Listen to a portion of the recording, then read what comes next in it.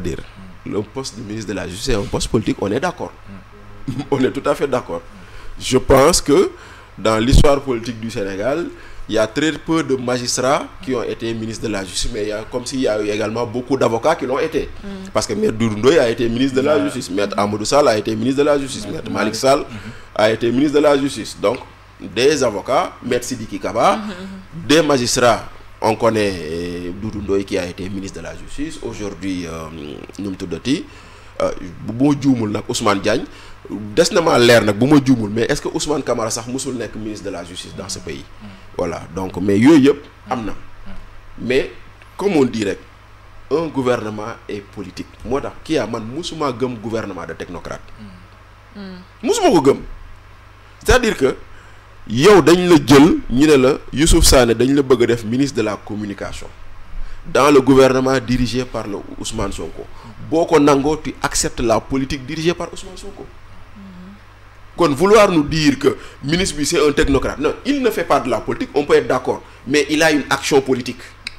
Donc cette action politique là l'oblige à être collégial et nu mu tuddati ni ñu koy waxatee sax. Maanaam solidaire, collégial et solidaire de ce qui se fait dans le gouvernement.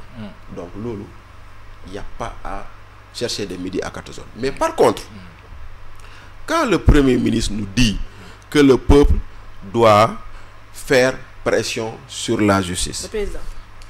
Le Premier ministre aujourd'hui. Le Premier ministre. Quand le Premier ministre nous dit que le peuple doit faire pression sur la justice. Et après le président de la République. Quand après le président de la République.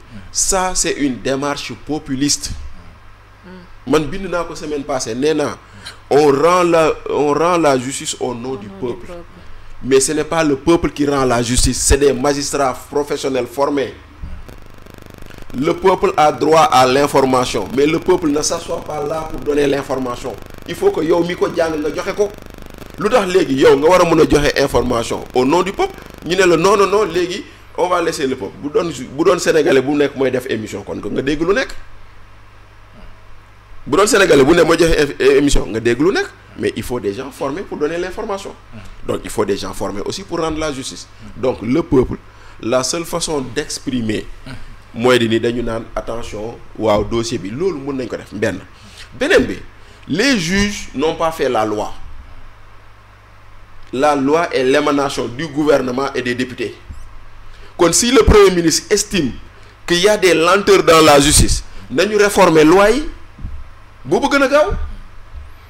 Parce que les lois, elles ont été faites par des députés.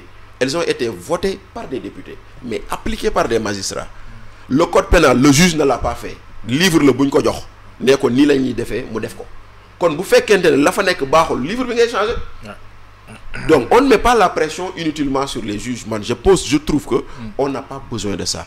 On n'a pas besoin de mettre la pression sur les juges. On a juste besoin de laisser les juges, les magistrats faire correctement le travail. Encore une fois, chaque fois que je parle de justice, je prends exemple sur le trépied. Nee naa leen trépied bi ñett tànk la am. Loolu mooy justice. Parquet, juge d'instruction ak ñii di àtte. Le siège. Le siège. Le seul organe qui est soumis à l'ordre et aux pressions possibles, c'est le parquet. Ndaxte lañu naan parquet toppal diw mu topp ko, bàyyil diw mu bàyyi ko.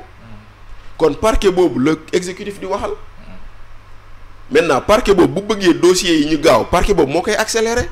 Mais est-ce que on pourrait pas un peu, je veux dire, conjecturer un peu sur la longévité de Ousmane Diagne à la tête de ce ministère-là, parce que lui ne comptait pas sur moi pour mettre la pression sur les magistrats. Et aujourd'hui, aussi bien le président de la République que le Premier ministre disent que les populations peuvent mettre la pression sur la justice. Youssouf, on a couvert le chantier de Thiès, non? Bien sûr. On a couvert les chantiers de Thiès. Bobo Mangi, je pense que j'étais en pleine formation. Ben voilà, quand on a couvert les chantiers de Thiès, qui était le procureur, n'est-ce pas? Lui, c'est Ousmane Diagne. Il n'y a pas eu de pression sur lui. Ah, kon nag xam nga gars yi bu ñu toog tey jii bu fàtte ni ñun dañoo fekkee woon démb quoi bu ñu kii quoi. Xam nga ce que j'ai à dire moo di ni Ousmane Diagne, oui, il a été un grand magistrat. Bon, il a fait une bonne carrière. Il est aujourd'hui au sommet de sa carrière, ministre de la Justice. Ok.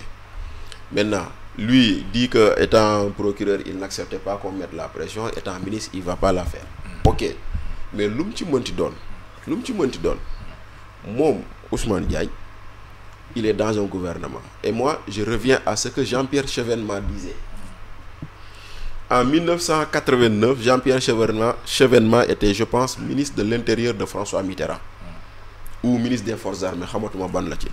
Mais quand la France a décidé d'entrer en guerre contre l'Irak dans la guerre du Golfe, lui n'était pas d'accord.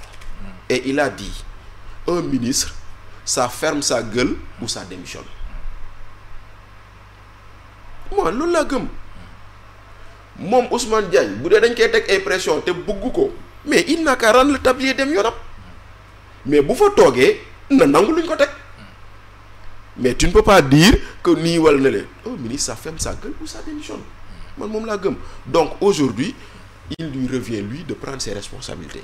C'est comme Cheikh Diba. On dit que oui il serait pas à l'aise machin et cetera. Il n'a qu'à prendre ses responsabilités. Bu gisee ni mun luñ koy defloo munu ko def na dem bàyyi keneen